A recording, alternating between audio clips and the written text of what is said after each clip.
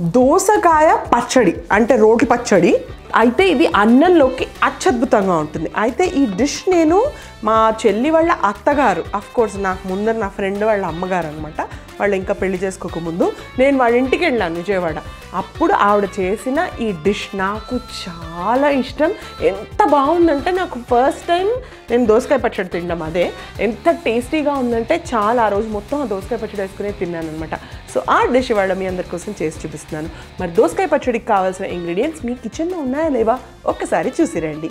But before that మీ అందరికీ welcome to Swathi స్వదేశీ.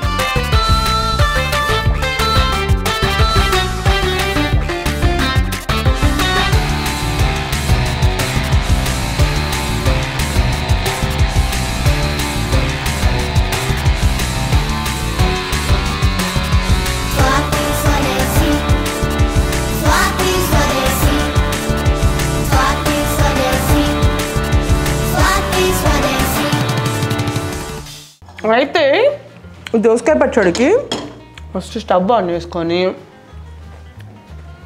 నోట్లో చిన్న బెల్లం ముక్కేసుకోవాలి. ఎందుకంటే పక్కన ఇంగ్రీడియంట్స్లో బెల్లం ఉంటే నేను అస్సలు ఆగలేను.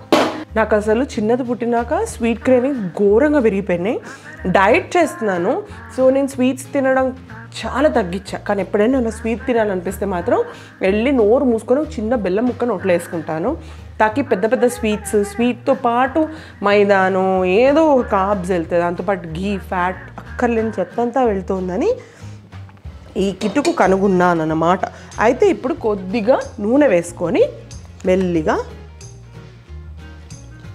ఒక్కొక్క ఐటము మనం ఇప్పుడు వేయించుకోవాలి. అయితే ఎక్కువ నూనె అక్కర్లేదు దీనికి. సో ఫస్ట్ కొద్దిగా మినపప్పు వేస్తున్నాను.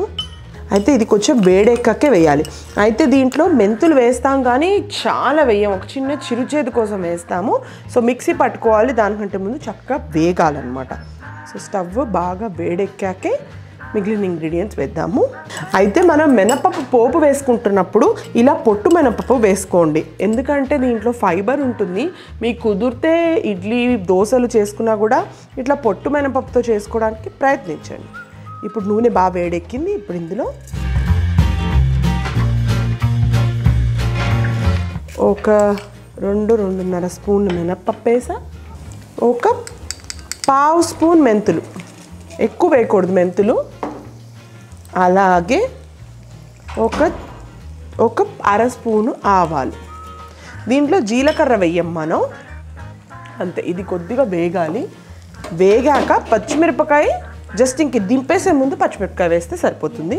కొద్దిగా ఇంగువ,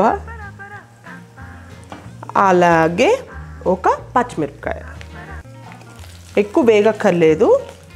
దాంతోపాటు ఒక 2-3 ఎండుమిరపకాయలు కూడా వేసాను. ఇప్పుడు ఇది వేగాలి.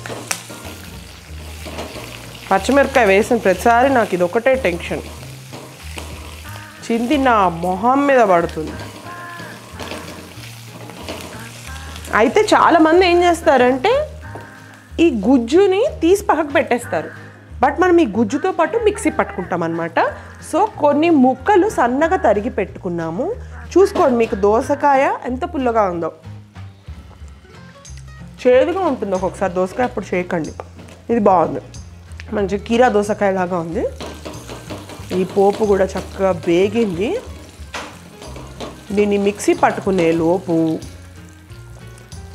మిక్సీలో ఇంకా ఏమేమి వేయాలంటే ఒక జార్ తీసుకున్నాను. ముందే నేను చెప్పా కదా గుజ్జు ఉంది కదా, ఆ గుజ్జు అంతా వాడుతున్నాం గింజలతో సహా. అలాగే కొన్ని ముక్కలు కూడా కచ్చాపచ్చ చేసుకోవడానికి ఒక కప్పుడు పచ్చడి చేస్తుంటే ఒక 1/2 కప్పు ముక్కలు మిక్సీలోకి వేసేసుకోండి, అప్పుడు కచ్చాపచ్చగా అవుతాయి, బాగుంటుంది.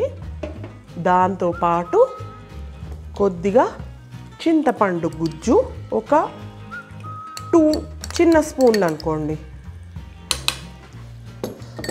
అలాగే ఒక చిన్న ముక్క బెల్లం, జస్ట్ టు బ్యాలెన్స్ అంతే. ఇదేం చాలా ఎక్స్ట్రాడినరీగా ఎక్కువ అవసరం లేదు. అలాగే కొద్దిగా కొద్దిగా కొత్తిమీర. అయితే ఇది రోటి పచ్చడే కానీ ఇది నిల్వ ఏమి ఉండదు. మీరు ఇంట్లో చేసుకుంటే వెంటనే ఫ్రిడ్జ్లో పెట్టుకోండి, బయట ఉంటే పాడైపోతుంది. సో ఇప్పుడు ఇందులో కొద్దిగా ఉప్పు వేస్తున్నాను, మొత్తం పచ్చడికి సరిపడా ఉప్పు, పసుపు. సో కొత్తిమీర, ఉప్పు, పసుపు వేసి ఇప్పుడు ఈ పోపుని ఇందులోకి మార్చుకుందాం.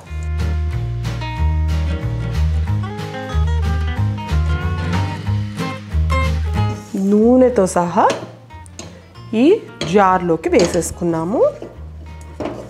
Clean sweep.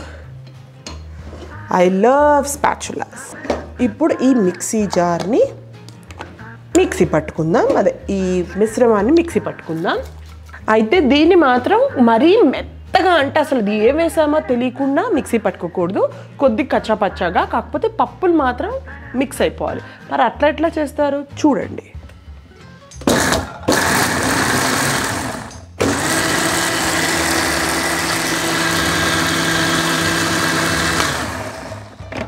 అంతే, ఇంతకంటే ఎక్కువ చేస్తే బాగోదన్నమాట.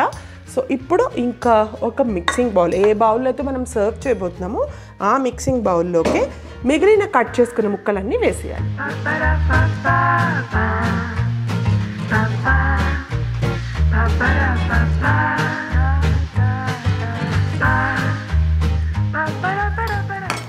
ఈ స్పాచులా తీసుకొని కొద్దిగా కూడా వదలకుండా మొత్తం ఊడ్చేయండి.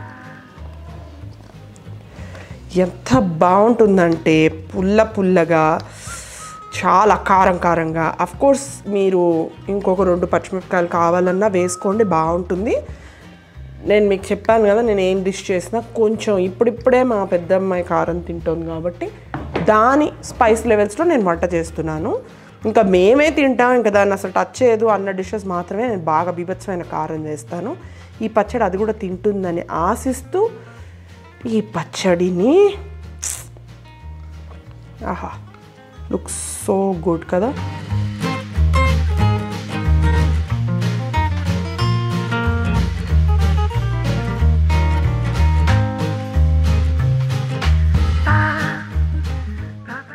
అంతే, ఎంతో రుచికరమైన దోసకాయ పచ్చడి రెడీ అయిపోయింది. మరి దీన్ని ఎలా తినాలో చూపిస్తాను రండి. సో ఇప్పుడు దోసకాయ పచ్చడి నా ఫేవరెట్. ఒక బైట్ తిని చెప్తా ఎలా ఉందా.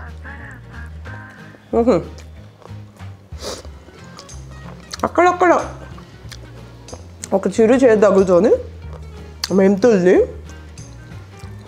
అని ఫస్ట్ ఇట్లా తినగానే మంచి ఫ్రెష్ కొత్తిమీర టేస్ట్ మాత్రం చాలా బాగా తెలిసింది. ఆహాహా, అత్యద్భుతంగా ఉన్నాను. ఈ దోసకాయ రోటి పచ్చడి మీ ఇంట్లో తప్పకుండా చేసుకోవాలి, తిని ఎలా ఉందో నాకు చెప్పాలి. ఏమంటారు? Until it, keep smiling, keep eating and keep watching Swati Swadeshi. Bye bye.